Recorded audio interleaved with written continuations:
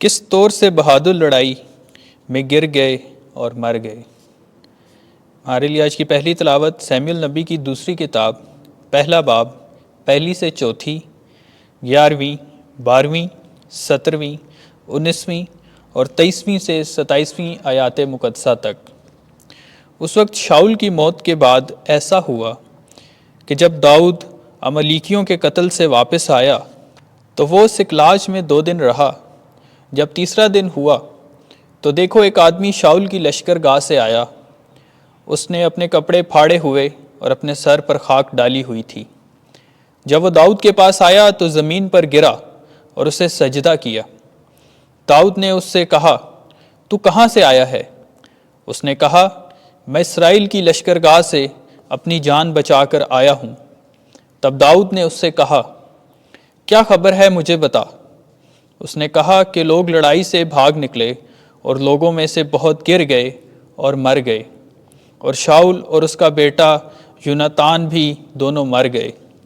تب داؤد نے اپنا کپڑا پکڑا اور چاک کیا، اور ایسا ہی ان سب آدمیوں نے کیا جو اس کے ساتھ تھے، اور انہوں نے ماتم کیا اور روئے، اور انہوں نے شاؤل اور اس کے بیٹے یوناتان اور خداوند کے لوگوں اور اسرائیل کے گھر کے لیے روزہ رکھا، کیونکہ وہ تلوار سے گر گئے۔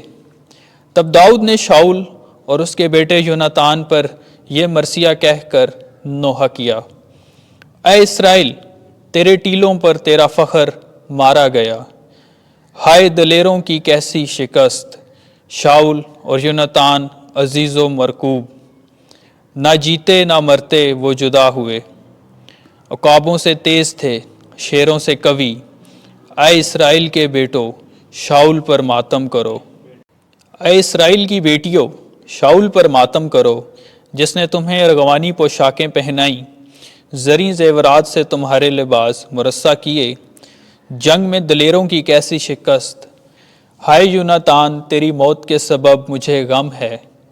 برادرم یوناتان، میں تیرے سبب ہوں شکستہ، میرے لیے تو نہایت ہی دل پسند تھا، تیری رفاقت زن سے تھی بہتر۔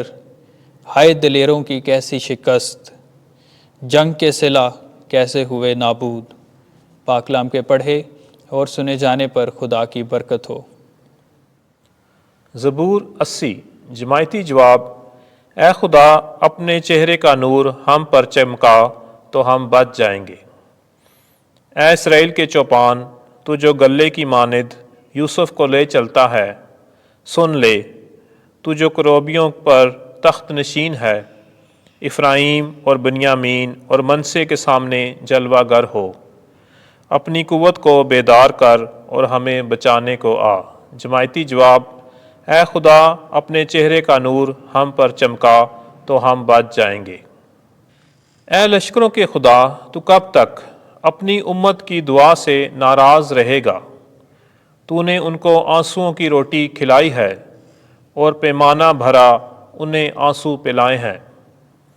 تو نے ہم کو ہمارے ہمسایوں کے لیے تکرار کا باعث بنایا ہے، اور ہمارے دشمن ہم پر ہنستے ہیں۔ اے خدا، اپنے چہرے کا نور ہم پر چمکا تو ہم بچ جائیں گے۔ خداوند آپ کے ساتھ ہو۔ انجیل مقدس مرکز کے مطابق اے خداوند تیری تمجید ہو۔ تیسرا باب 20ویں سے 21ویں آیات۔ اس کے رشتہ داروں نے کہا کہ وہ دیوانہ ہو گیا ہے۔ اس وقت یسوع ایک گھر میں گیا اور اتنا ہجوم جمع ہو گیا کہ وہ روٹی بھی نہ کھا سکے۔ جب اس کے رشتہ داروں نے یہ سنا تو اس پر قابو پانے نکلے، کیونکہ کہتے تھے کہ وہ دیوانہ ہو گیا ہے۔ انجیل مقدس کے وسیلے سے ہمارے گناہ معاف کیے جائیں۔ اے مسیح، تیری ستائش ہو۔